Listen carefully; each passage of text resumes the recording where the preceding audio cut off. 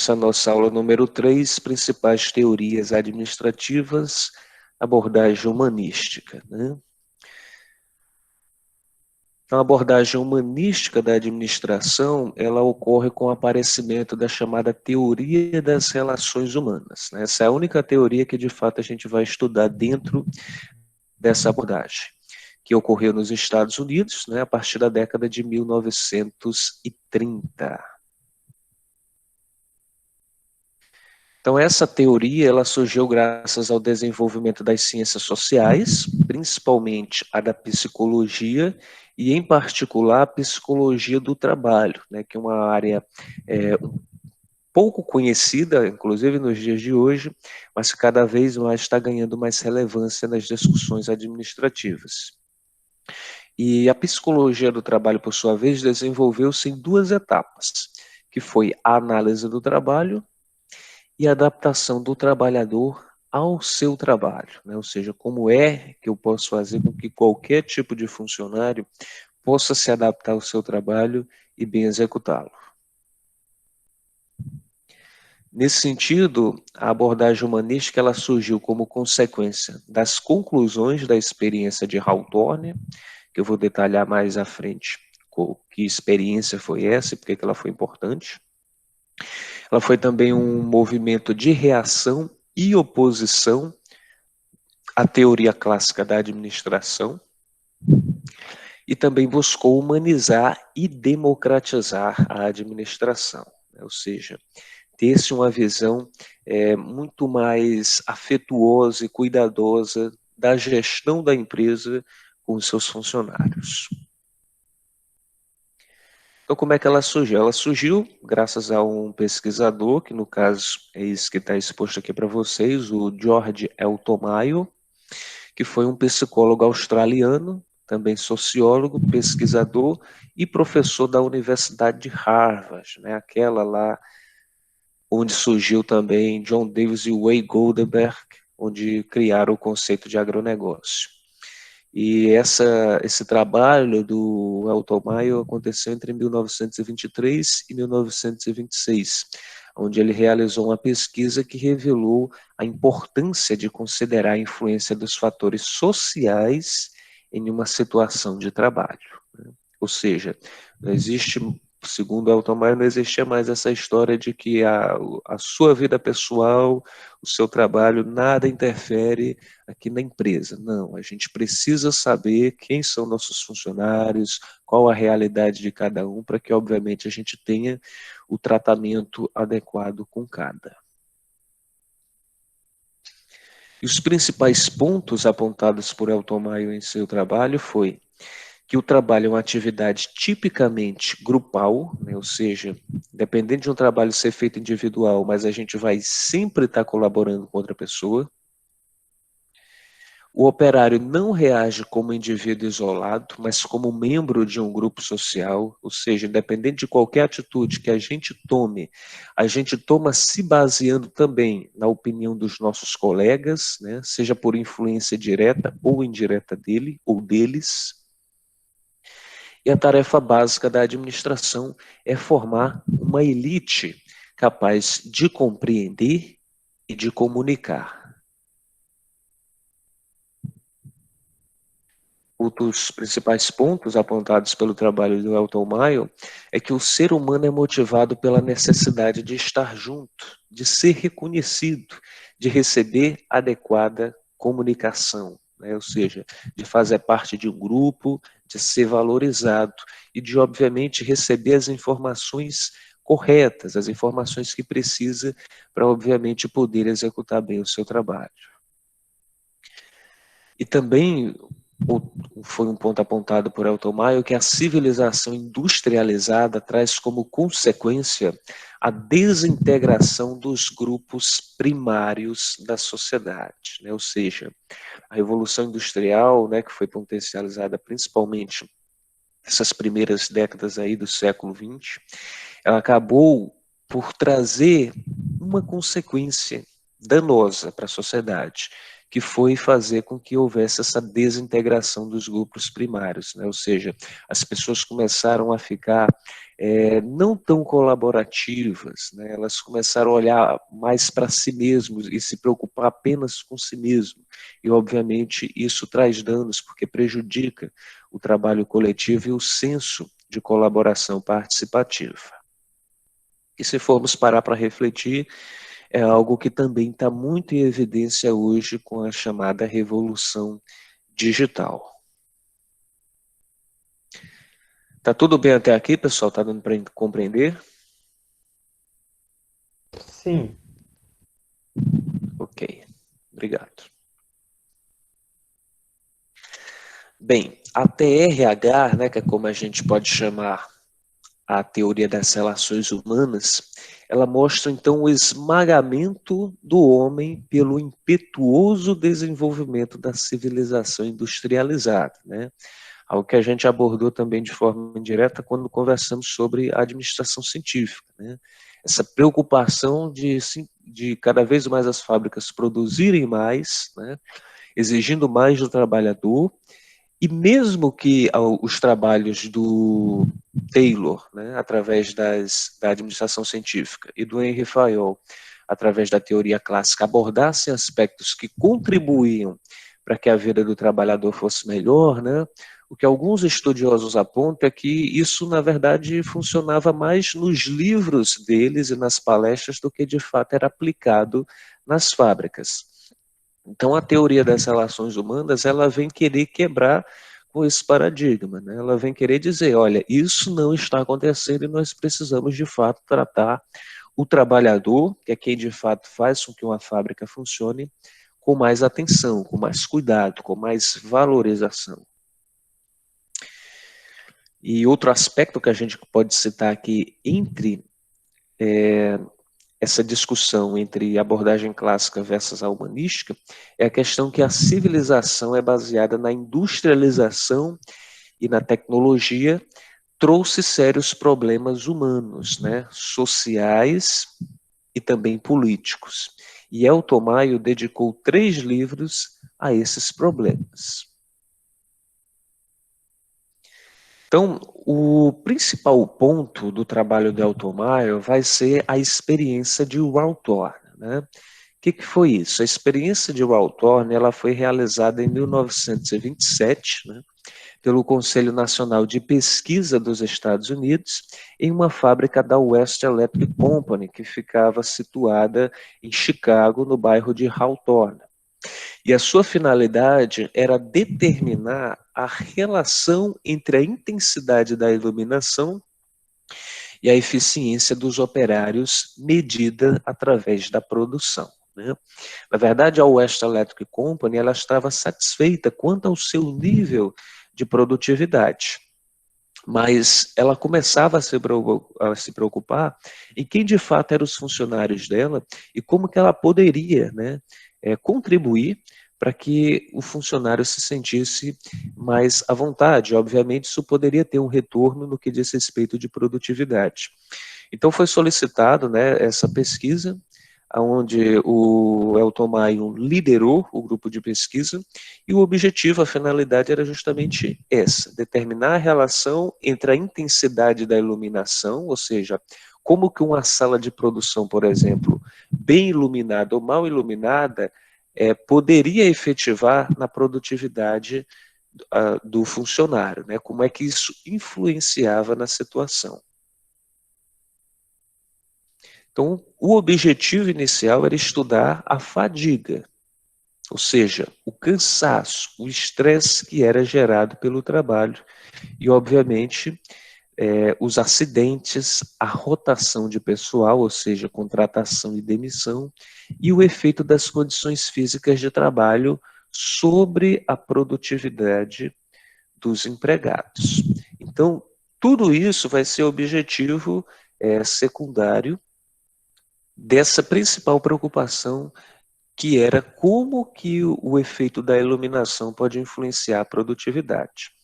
Pois a gravura aqui não esteja dando de visualizar bem, certo? Mas aqui é uma foto de como era a West Electric Company, né? Vocês podem ver que era enorme, basicamente tomava um quarteirão inteiro, né? Ficando num grande bairro de uma das principais cidades americanas, né? Se não me engano, havia cerca de 3.000 funcionários, então era uma fábrica imensa, mas a pesquisa ela começou apenas em 2 departamentos, né? Ou seja, 2 setores que se viram como uma amostra para que fosse realizada essa pesquisa. Então, na primeira fase dessa experiência, se pretendia confirmar a influência da iluminação sobre o desempenho dos operários. Os observadores não encontraram correlação direta entre as variáveis, não havendo comprovação do objetivo inicial, e sim a preponderância do fator psicológico ao fisiológico, né? Ou seja, o efeito da iluminação ele acabava tendo uma influência, mesmo que de forma indireta. Como é que isso foi feito, pessoal? Como eu já falei, a pesquisa foi realizada em 2 departamentos, todos com a mesma quantidade de funcionários. Em um dos departamentos, a iluminação ela era mais clara, né? Ela era bem mais iluminada. E nesse ambiente mais iluminado, os funcionários trabalhavam mais.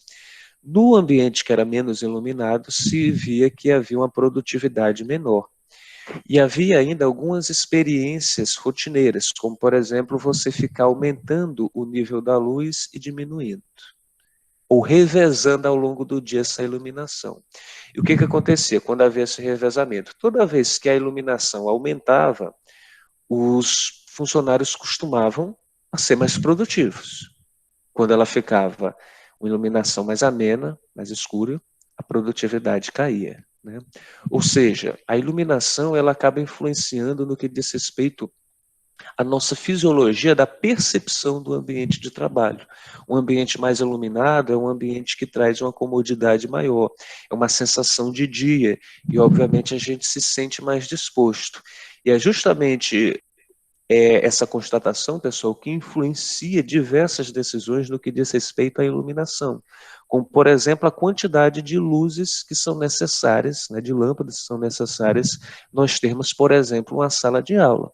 Por isso que muitas vezes alguns de vocês, né, a gente chega dentro da sala de aula e alguns têm o hábito de fechar as luzes, né, deixar o ambiente mais escuro, e isso acaba sendo prejudicial. Por que vocês gostam mais disso? Porque fica um ambiente mais escuro, mais cômodo, e obviamente isso gera uma sensação de sonolência, de acômodo, né? E obviamente sua produtividade cai. Por isso que uma sala de aula, assim como um ambiente de trabalho, ele precisa ser bem iluminado. Na segunda fase, ocorreu o desenvolvimento dos seguintes campos: social, gerado pelo trabalho em equipe, e de liderança, gerado pelos objetivos comuns. As condições da sala experimental permitiam que se trabalhasse com liberdade e menor ansiedade.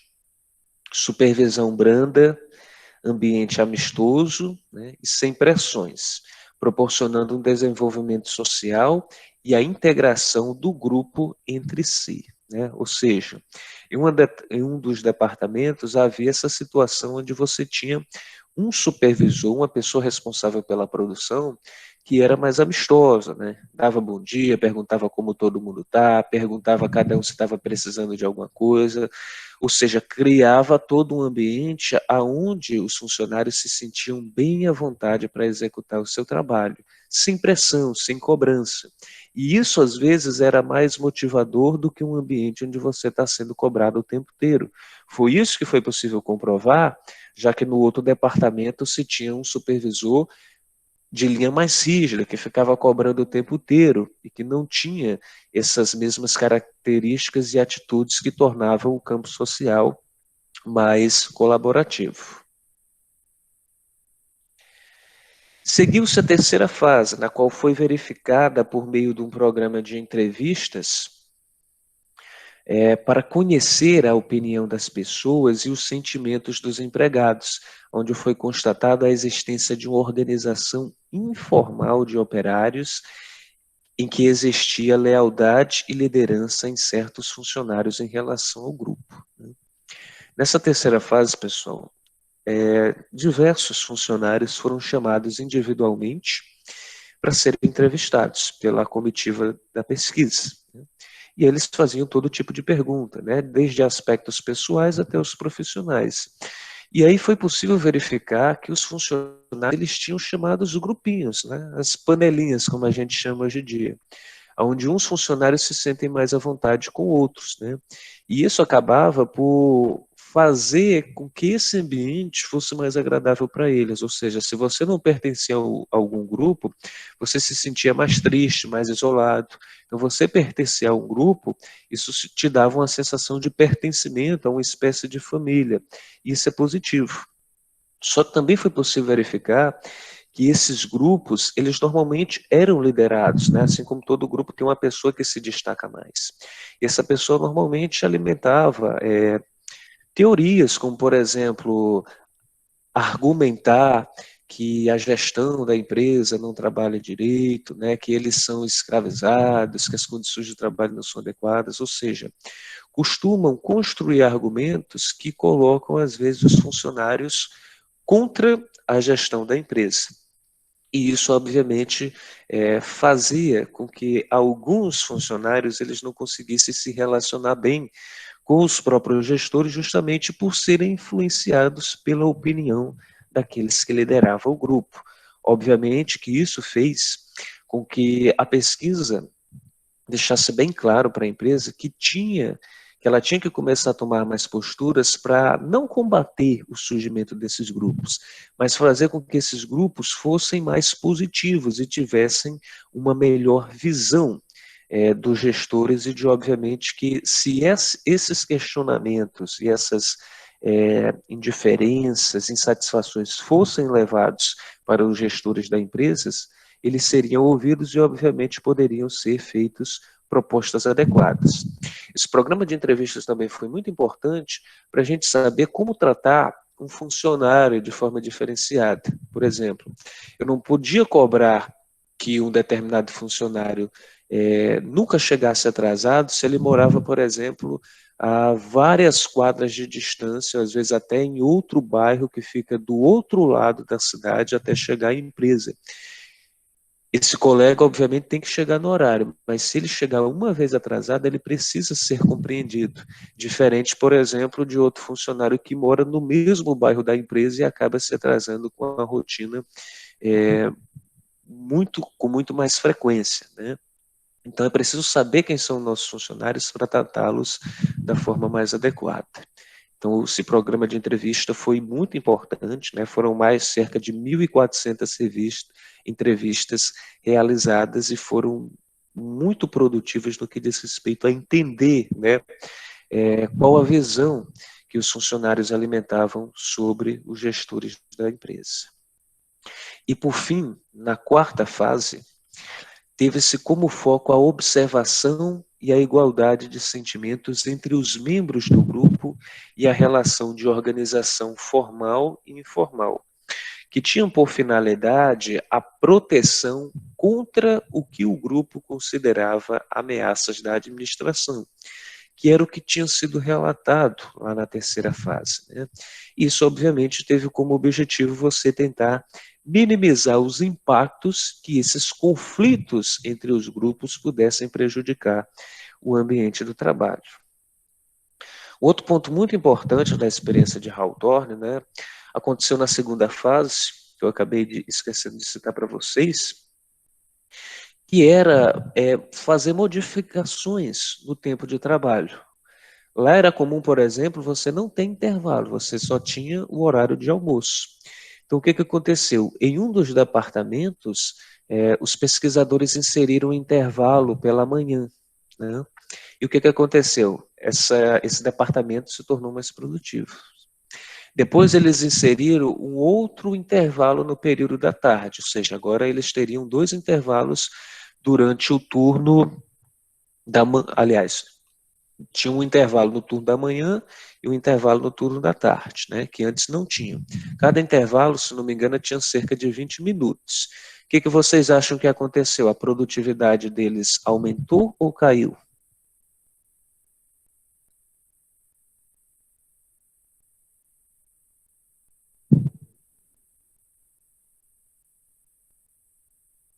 Eu acho que você pode repetir a pergunta.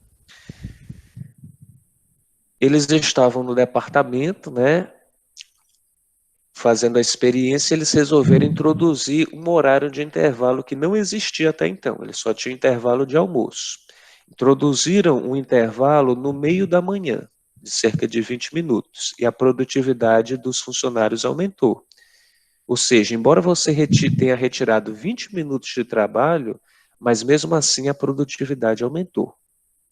E aí eles decidiram injetar um outro período de intervalo no período da tarde. E aí ficou 2 períodos de intervalo, um na manhã e um na tarde. O que vocês acham que aconteceu? A produtividade voltou a aumentar ou caiu? Acredito que voltou a aumentar, uma vez que os funcionários eles tinham mesmo aqueles 20 minutinhos de descanso, tanto pela manhã, tanto pela tarde. Até porque funciona assim, né, também nos dias de hoje. Exatamente, né? Os funcionários, embora agora tivessem 40 minutos a menos de trabalho, mas eles voltavam com muito mais disposição e produziam mais. E aí depois eles decidiram, além do intervalo, dar um lanchinho, né? Dar um lanchinho para os funcionários. E o que aconteceu? Será que a produtividade aumentou ou caiu? Aumentou, com certeza. E Aumentou. até é importante essa questão da empresa se atentar à alimentação dos funcionários, né? A questão como é que se diz, fornecimento de tudo que ele precisa para ter energia para o dia a dia deles. A questão nutricional do alimento. Exatamente. E o Washington, Oi. é o que acontece nas escolas, né? Meio que adotaram esse modelo. Exatamente. O próprio modelo escolar, né, que a gente, eu não lembro se vocês chegaram a estudar a tese, ou pelo menos ouviram falar, o modelo da escola profissional ele se baseia completamente nos modelos empresariais, né? Então, muito do que a gente já conversou, inclusive da própria iluminação das salas, né, ela se reflete em experiências de produtividade no trabalho. Então, vocês estão corretos. De fato, todos os benefícios que são colocados até um certo ponto, eles só trazem melhorias, né? E nesse sentido, a partir do momento que foi acrescentado, além dos intervalos, um lanchinho nesses intervalos, lanchinho todo mundo gosta, né? E aí, no caso, a produtividade aumentou mais ainda, né? E aí, eles começaram a fazer desafios. Olha, se até quinta eles trabalhavam lá até meio-dia de sábado, né? De segunda a sexta, se não me engano, até às 5, 6 da tarde e até meio-dia de sábado. Se até sexta-feira a gente bater uma determinada meta, vocês não vão precisar vir no sábado, né? E aí, o que aconteceu? Será que eles conseguiram bater essa meta ou não? Acredito que sim. Exatamente, bateram a meta e não precisaram trabalhar mais no sábado. E aí eles fizeram outro desafio. Se até sexta-feira, meio-dia, a meta for batida, vocês não precisam vir mais no período da tarde, né? Ou seja, pegando o período da tarde e o período da manhã do sábado, praticamente seria um dia de folga. Vocês acham que eles conseguiram manter a mesma produtividade, a mesma quantidade de peças com esse período tão reduzido? Como assim, concluir o trabalho? Sim. Acredito, eu arrisco dizer que sim. E Eu vocês, também. e vocês, Porque, Washington, pois desculpa, não. interromper. Porque meio que seria uma motivação a mais, entendeu? Exatamente, vocês estão novamente corretos. Observem, tirando o meio-dia de sábado, o período da tarde e mais os intervalos, a gente tem quase 2 dias a menos de trabalho. E por incrível que pareça, né, os funcionários continuaram com a produtividade maior do que quando era o trabalho tradicional, sem intervalos, sem lanche, trabalhando até o sábado. E aí, dobraram a aposta. Eles resolveram colocar 2 períodos agora de intervalo pela manhã. E aí, o que que aconteceu? Será que a produtividade continuou a aumentar ou caiu? Eu arrisco em dizer que agora ou se manteve ou caiu. É uma das duas, né?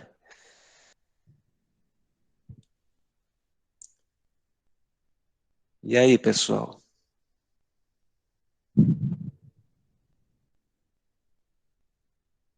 Pois bem, a partir do momento da introdução dos dois intervalos, a produtividade caiu, né? Então, benefícios são importantes, mas até certo ponto, né? E aí, a partir daí, né, conseguiram finalmente chegar a essas conclusões, né, de que os intervalos são importantes, de que é importante trazer alguns benefícios como o lanche, né.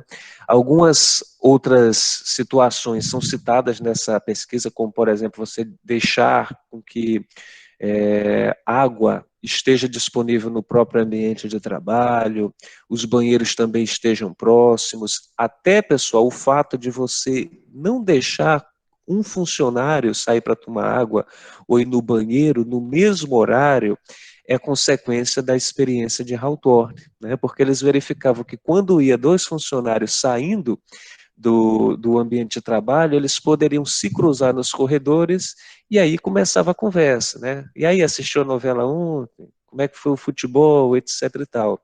Então, esse aspecto, inclusive, a gente reproduz também na escola, né? De não permitir com que um colega saia no mesmo horário, é justamente para evitar com que haja essa possibilidade dos dois cruzarem, surgir uma conversa e, obviamente, isso atrapalhar o trabalho. E todo o ambiente do trabalho ele ser pensado de forma a criar condições para o trabalho ser mais eficiente. Como, por exemplo, normalmente os banheiros têm uma certa distância, principalmente quando a gente fala de fábricas de produção de alimentos, né? Então, o funcionário ele tem que percorrer um longo corredor.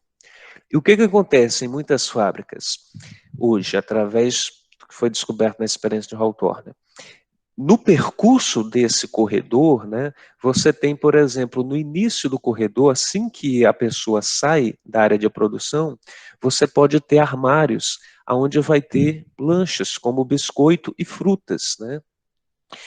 E do outro lado do corredor você vai encontrar uma lixeira, né? Se você andar mais à frente, lá no meio do corredor você vai encontrar lixeiras e um bebedouro. E no final do corredor, já é próximo à porta do banheiro, você vai encontrar novamente armários com alimentação e lixeira. Para que serve isso? Quando o funcionário está saindo do ambiente da produção e vai, por exemplo, no banheiro, ele pode se lembrar que também está com fome ao olhar para o armário. E aí ele pode pegar seu biscoito, sua fruta e ir comendo, não precisa parar, ele vai comendo enquanto vai caminhando, quando ele chega no meio do corredor, no final do corredor, ele já descarta o lixo, né? Ele pode também, quando voltar do banheiro, sentir sede e no meio do corredor está lá o bebedouro para que ele possa consumir a água, né? E tanto para ir no banheiro e na oportunidade dele aproveitar para beber água ou se alimentar, ele não vai precisar parar, né? Ele deve tomar sua água ou pegar seu biscoito, sua fruta e continuar a caminhar, porque no fim do corredor ele vai sempre lá ter a lixeira para poder descartar o seu copo, o seu resto de fruta, o seu pacote de biscoito. Então, tudo hoje é muito bem pensado para que o trabalho seja mais eficiente, sem que para isso você tenha que cansar o funcionário ou colocar ele em situações exaustivas.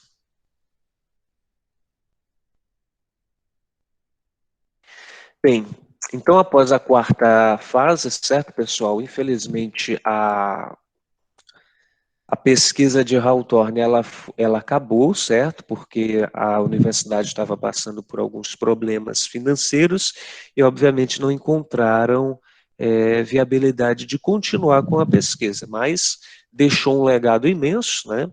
Principalmente pelas pesquisas que foram transformadas em livro pelo Elton Mayo, foram foi uma pesquisa que abrangeu mais de 1.000 funcionários dessa indústria, né?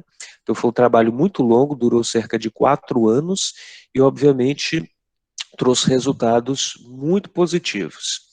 E as principais conclusões dessa experiência foram os seguintes: o nível da produção ele é resultante da integração social, né? Ou seja, quanto mais os funcionários eles se sentem parte de um grupo, né, e eles se sentem bem diante de seus supervisores, de seus diretores, gerentes, mais eles conseguem melhorar no seu nível de produção.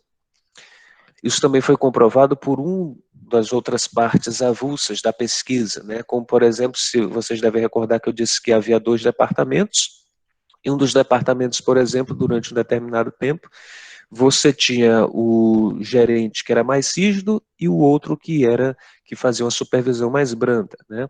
Então, no departamento da supervisão mais rígida, o funcionário não podia nem olhar para o colega, né? Porque se desse um bom dia já estava sendo chamada a atenção de que não pode conversar e tal.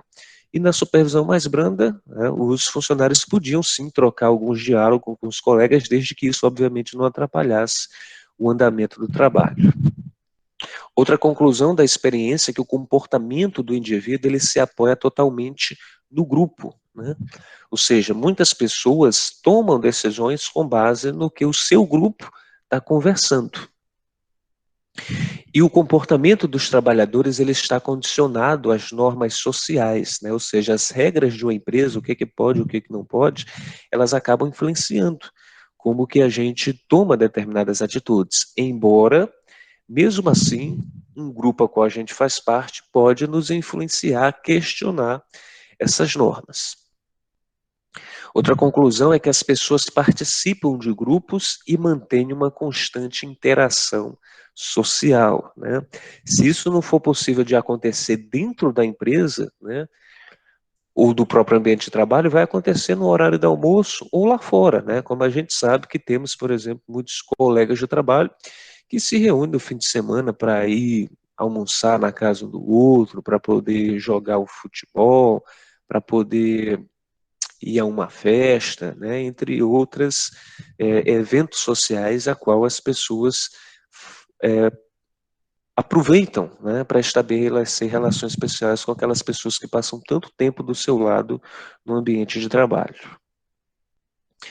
Outra conclusão é que os grupos definem suas regras de comportamentos, valores sociais e crenças, né? Que a especialização não é a maneira mais eficiente de divisão de trabalho, ou seja, que aquela proposta lá da administração científica de que a gente tinha que tornar todo funcionário do mesmo jeito, né, tendo as mesmas atitudes, executando os mesmos movimentos, ela não seria a maneira mais adequada.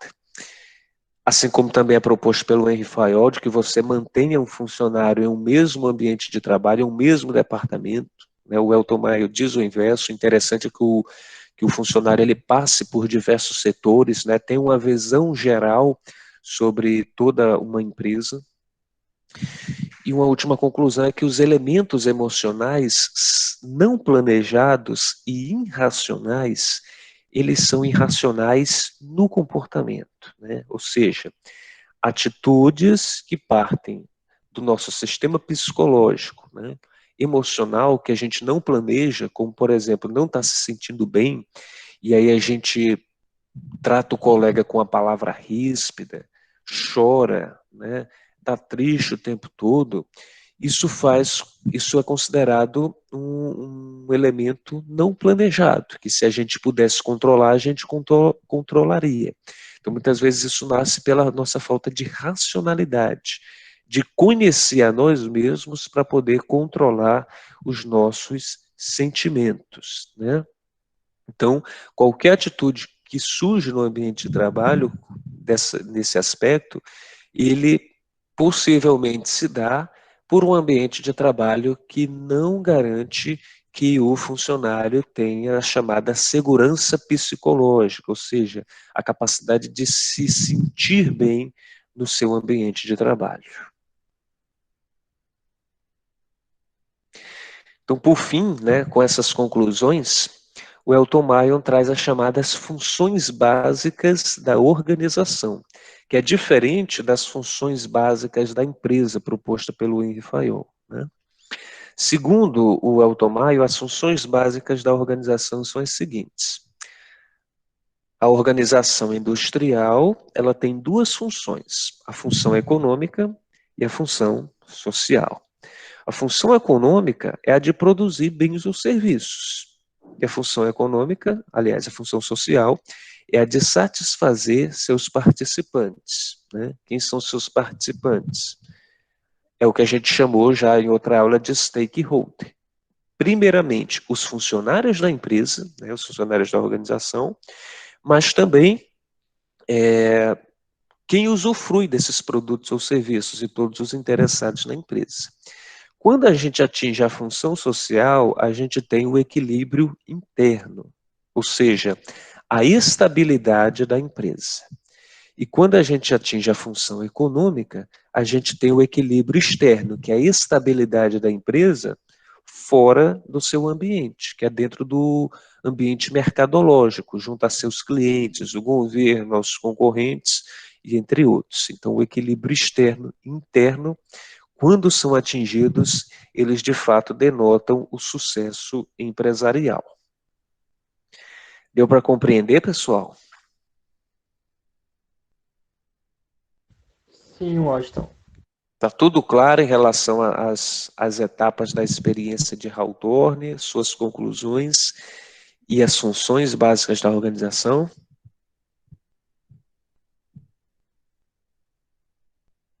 Só uma duvidazinha, Washington. Pois não. Recordei agora. Teve o Taylor e teve o Fayor, certo?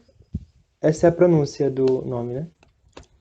Isso. Aí, as medidas adotadas por Fayor são usadas nesse contexto aí dele, do Elton.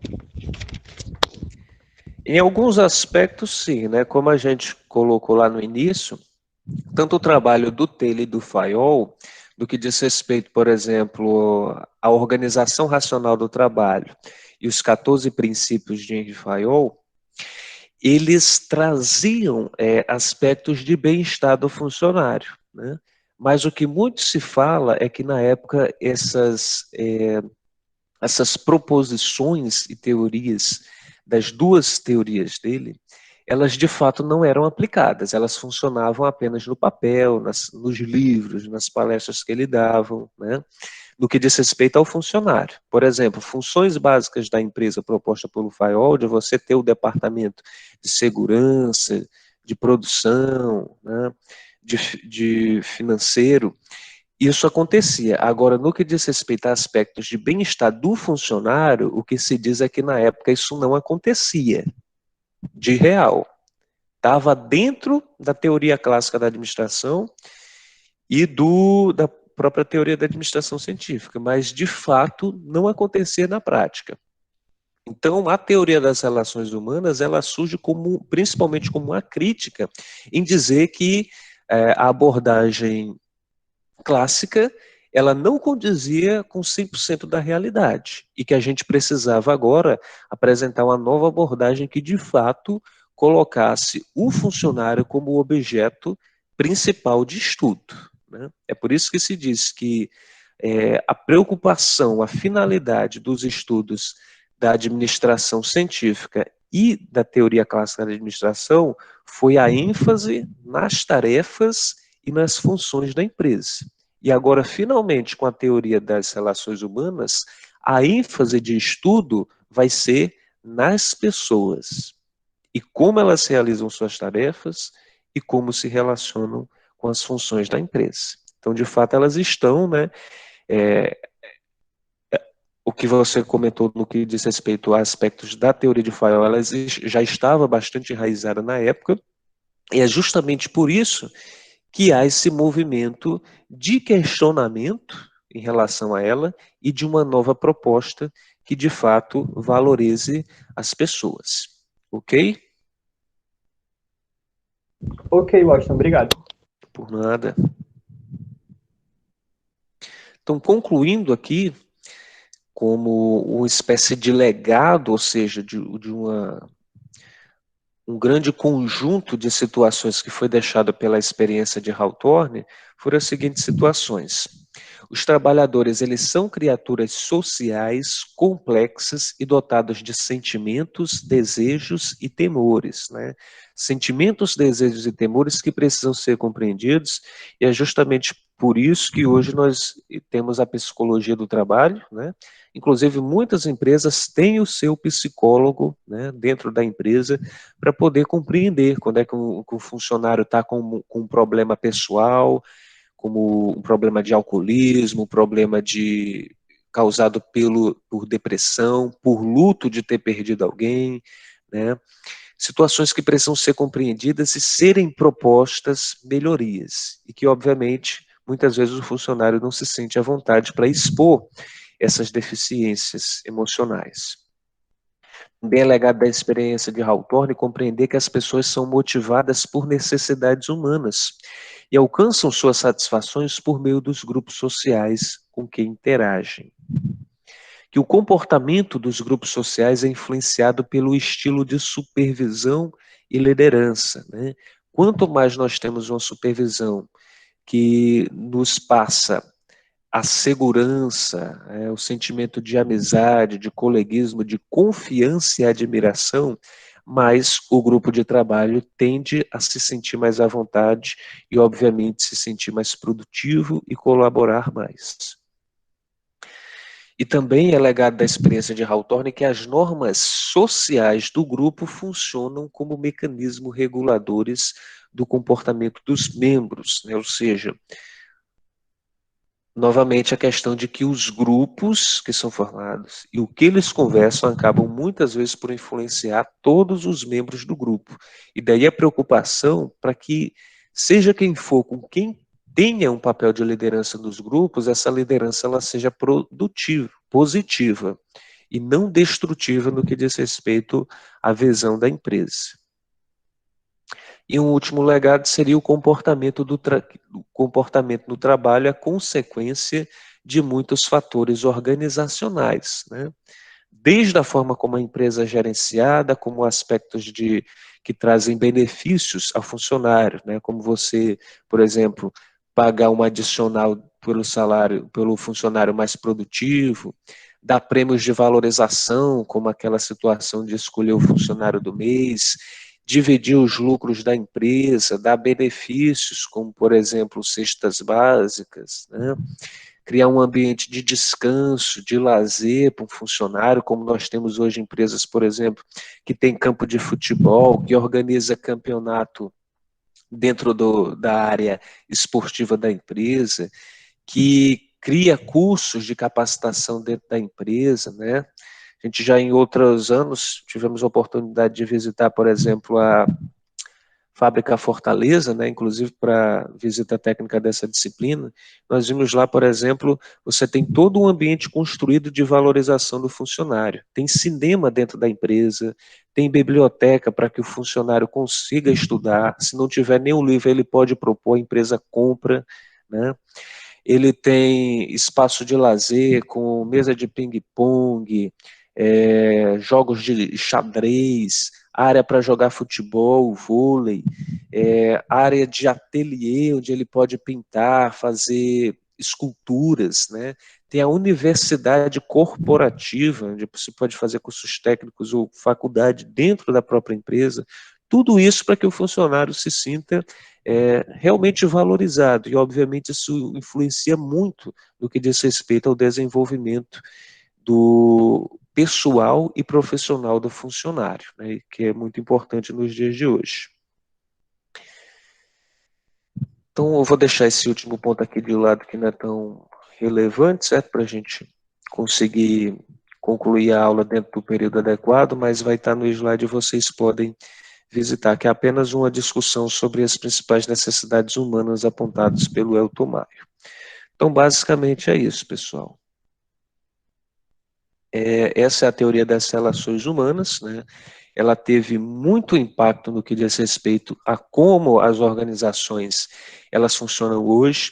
A gente ainda pode, inclusive, encontrar empresas que têm aquele gestor cara fechada, que humilha funcionários, que ameaça demitir por qualquer coisa, mas isso não faz uma empresa crescer, né? A empresa moderna de hoje ela é atualizada com boas práticas de gestão e uma das principais boas práticas que é colocada em evidência é você valorizar os funcionários, né?